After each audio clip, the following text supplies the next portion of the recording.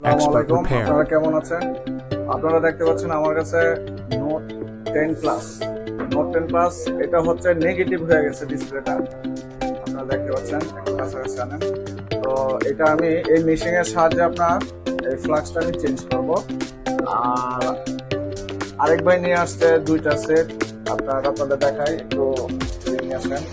13 Pro Max, এই যে একটা 13 Pro Max। এইগুলো হচ্ছে আপনার সর্বশেষ অপারেশন আমার এখানেই হয়।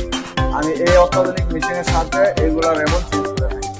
আপনাদের যাদের স্মার্টফোনের ডিসপ্লে সংক্রান্ত সমস্যা, আপনাদের ওই ডিসপ্লেটা রেখে কাজ করতে পারবো ইনশাল্লাহ। আপনারা